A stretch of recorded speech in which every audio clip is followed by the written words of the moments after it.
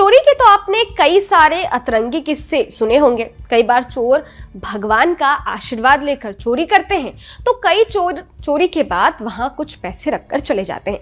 लेकिन क्या आपने कभी ऐसा किस्सा सुना है कि चोरी के बाद चोर घर में छूट गया?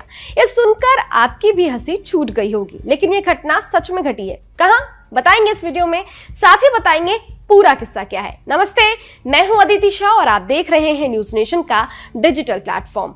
यूपी के कानपुर में चोरों की गैंग एक घर में घुसी।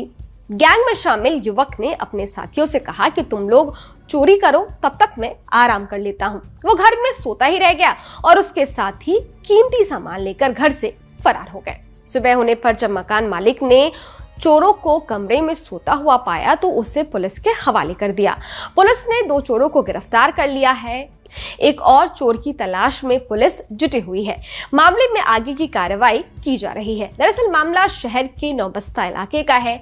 यहाँ रहने वाले इंद्र कुमार की पत्नी का 6 सितंबर को देहांत हो गया था। इंद्र कुमार पत्नी के अंतिम संस्कार के लिए अपने गांव चले गए थे और घर को लॉक करके चाबी पड़ोस में रहने वाले रिश्तेदार रामजी तिवारी को दे दिया था। नौबस्ता के ही रहने वाले दीपक शुक्ला ने अपने साथी सोनू पांडे और सुनील तिवारी के साथ मिलकर इंद्र कुमार के घर में चोरी का फुल प्रूफ प्लान बनाया।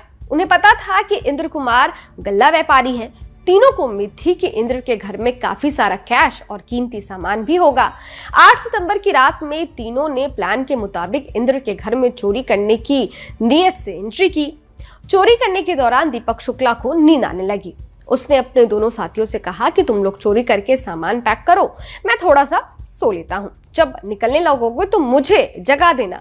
दीपक को साथ ले जाने की जगह उसके साथी सोनू और सुनील ने मकान में चोरी की, पूरा सामान उठाया और वहां से रफू चक्कर हो गए। इधर दीपक शुक्ला बड़े आराम से अपने कपड़े उतारकर कमरे में फर्श पर चैन की नींद सो रहा था। वो इतनी गहरी नींद में सोया हुआ था कि सुबह हो गई और उसे पता तक नहीं चला। उधर सुबह घर के पेड़ों में पानी देने के लिए रिश्तेदार रामजी तिवारी ने इंद्र कुमार के मकान का दरवाजा खोलने की कोशिश की तो दरवाजा अंदर से उन्हें बंद दिखा। रामजी तिवारी को शक हुआ तो वे मकान के अंदर किसी तरह से घुसते हैं। कमरे में देखा तो सारा सामान उल्टा पुल्टा पड़ा था। फर्श पर एक युवक सोया हुआ था। रामजी समझ गए कि घर में चोरी हो गई है, लेकिन ये कैसे हो रहा है? उन्होंने दीपक को जगाया, पूछा कि तुम कौन हो, कमरे में कैसे घुसे? इस सवाल पर चोर दीपक शुक्ला रामजी तिवारी से पूछने लगा कि तुम मेरे घर में कैसे आ गए, मेरे बीवी बच्चे कहाँ हैं? इतना सुनते ही रामजी ने आसपास के पड़ोसियों को बुला लिया, दीपक को पकड़ लिया और फिर पुलिस को बुलाकर उसे उनके हवाले कर दिया। दीपक से पुलिस ने पूछताछ की। उसने बताया कि चोरी करने के लिए वो घर में घुसा था, कुछ नींद आ गई तो मैं सो गया। मेरे 2 साथियों ने घर में रखा कीमती सामान चुरा लिया है और मुझे बिना बताए वो भाग निकले। अब इस पर नौबस्ता पुलिस ने क्या कहा है वो भी सुन लीजिए। थाना नौबस्ता द्वारा विजय कुमार तिवारी नामक एक व्यक्ति को जो चोरी के अभियोग में वांछित थे, उनको गिरफ्तार कर जेल भेज दिया गया है और विवेचना प्रचलित है।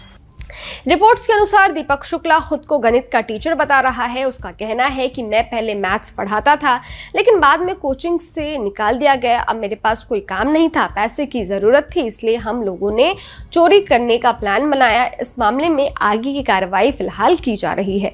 इस वीडियो पर आपकी क्या राय है? ये वीडियो आपको कैसा लगा हमें कमेंट बॉक्स में लिखकर जरूर बताइएगा। इसके साथ ही अगर आपने हमारे यूट्यूब चैनल को सब्सक्राइब नहीं किया है तो फौरन कर लें, ताकि हर न्यूज अपडेट सबसे पहले आप तक पहुंचे।